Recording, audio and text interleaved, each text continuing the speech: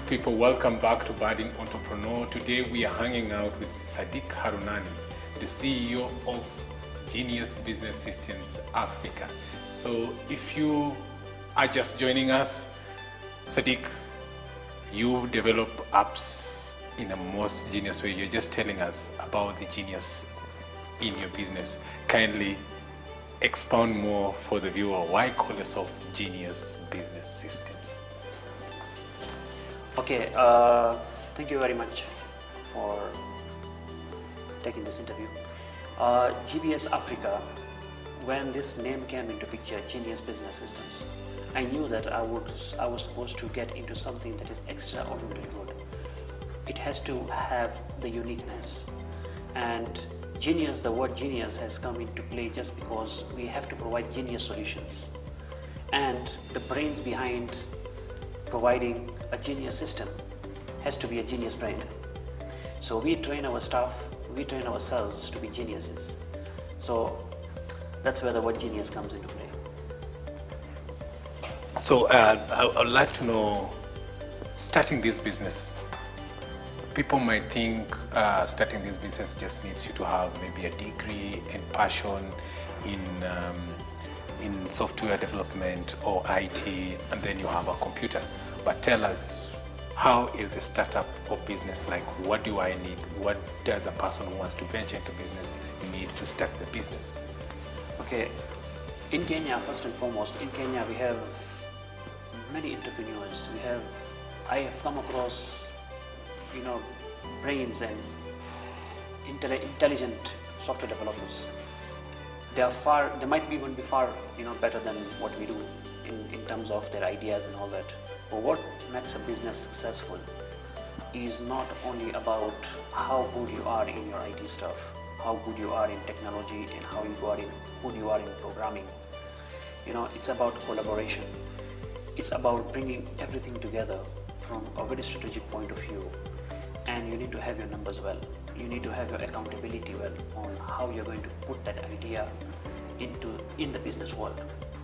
So that's first and foremost. The second thing is you need to have the sacrifice and your time. So when I ventured into this business in 2008, when I started my first software, my idea was not about becoming a businessman. I never knew how to read a trial balance. I never knew because as a businessman, you need to be able to have your numbers. You need to know whether you made a profit or a loss. All right. For that, you need a financial controller. I didn't have money to pay a financial controller. I didn't have enough resources to even have accountability of what is my inflows and what are my outflows. This came into play around 7 to 8 years ago when I started formalizing things.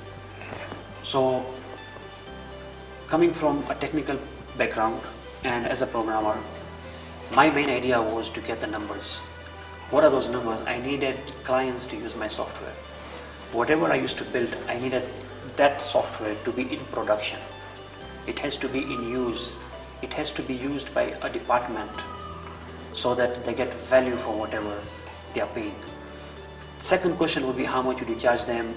I wouldn't know that how much I should charge them also. I had no idea that what that piece of software would cost, and how do you charge based on value? How do you charge based on man hours? I would just put a blind figure on that. So you graduated from India, came to Kenya, worked here for 1 year. I worked in Kenya for 1 year. 1 year, and then you went to TZ. I went to TZ. To TZ. TZ. I actually got an opportunity in TZ. Back then, TZ was Kenya is far, ahead in terms of technology. Then why did I go to TZ? Because this was an opportunity to work for a group of companies. A group of companies where there are so many companies under one roof. There was bus manufacturing, there was retail, there was supply chain, logistics, transport, so many companies. And I was supposed to be a programmer for that company and work under a group of other people. How does that affect, how does working in TZ and working for a very vast company affect the person you are right now? Okay. The environment I got back then was an Indian environment, So there were many expatriates from India who are working. I would say 80 to 90% of that company was having Indian expatriates. I think I was the only Kenyan working in the IT department, and I was the only expatriate from India. The rest of the expatriates are all from India. So I was the only expatriate from Kenya. Sorry. Meaning you are getting your skills were being sharpened. Exactly. So I was working in a very harsh environment. You know, you have to get to work at 8:30. You are monitored, and then you don't leave at 5 o'clock. You're an expatriate, so they expect you to leave at 7:30 to 8 o'clock. So those are the number of hours I used to work. So what makes you now think, now I'm done with Tanzania, I need to come to Kenya and start my own company? What was the pushing force? Okay, that's a very good question. When I completed my work experience in Tanzania, when I came back, you know, obviously I had to start looking for another job maybe. So the other jobs that I was getting was either being an IT manager for a non-IT firm, maintaining their computers, servers, stuff like that. You know, there was hardly any company at that time which would actually employ you to become a programmer for them, because most of the guys were, you know, buying bespoke software or ready-made solutions. Then I said to myself, now let me start off something of my own, and that's where the journey started. Right now, you have business until 2022. You are booked, meaning the business is profitable. Yeah, the business is profitable. We are quite busy for the next 2 years because we have around 20 corporate clients, and as I told you a couple of years ago, you know, around 7 to 8 years ago, we used to sell 1 module, 2 modules, but all these clients now are using our complete ERP solution. So this keeps us very busy. Even if there is no business from the same customer, you still have an annual maintenance contract with them. So this keeps us very busy. How long does it take you from starting the business, your own business, to reaching a point where you are like, I'm now into the business, I can make profit, and I can hire people and still pay them? It can take you at least between 3 to 5 years. 3 to 5 years it should take you. If someone will tell that, you know, I started a business in 2018, software business, and I'm already making profits in the next 1 to 2 years, I don't think that's possible. Especially in our line of industry where we are not dealers of an existing product. We have built our own solutions. We have built our own products. So a lot of time is spent on maintaining and building that piece of software, you know, and there is management of the business also. There's also monitoring your financials. Yeah. So it does take, it took us at least 3 to 5 years before we actually were in the market. You've said you're working with over 20 companies right now. How long would you take to complete coding? You see, coding is an evolving thing. You never complete. Nobody can actually say that, you know, we have already done our products and that's it. Because you keep on evolving. But our core architecture, our core product, our core ERP system is already done. Yes. So in an ERP system, you need to have accounts receivable, accounts payable, we have inventory management, we have sales management, we have financial management. And as far as a specialized industry is concerned, like we are specialized in transport and logistics industry. So we have already built our architecture. So right now, our rollouts, what we used to take at some point in time, we used to take 6 months to roll out some solutions, or even I would say between 3 months to 6 months. We are doing the same in 3 weeks. Do you get a point where you have done something for a client and they are, nope, it's not satisfactory, you need to go back and redo it? Process re-engineering is something that is required. So the challenges we face sometimes is that maybe we have provided a software which is very complex for that business environment. It's not complex for another client, but for him it's complex. He needs something much more simpler. Okay, so at that point in time, we need to scale down the software. We need to give him a smaller version. But from our past 4 to 5 years of being in this business, we have not had that situation at the moment.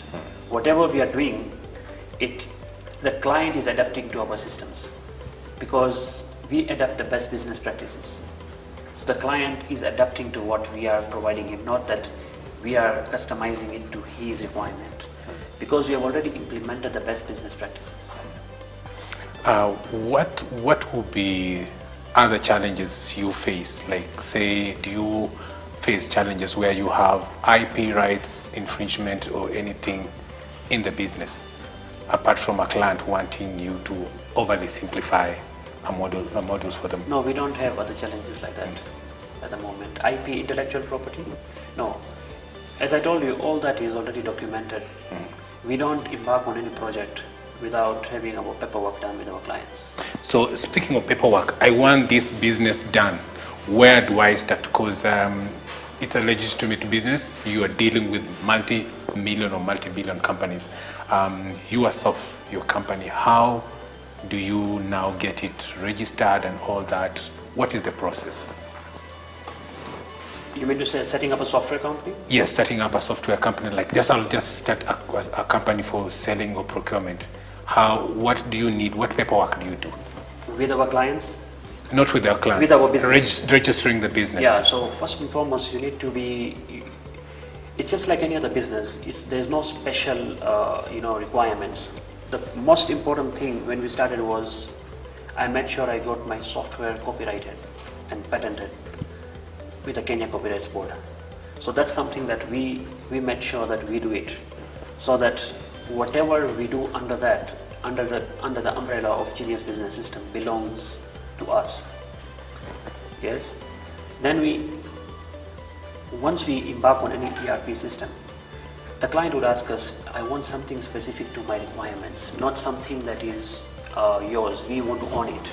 So it's upon us to decide that piece of customization or that piece of software that we are developing for him specifically, does it belong to GPS or does it belong to them? But you see that in IT industry, there are two types of businesses. There is the product and then there's a service. Service here means that I will do the software for you, you become the owner of that software. You just pay us for the service, we will do the software. That's one thing.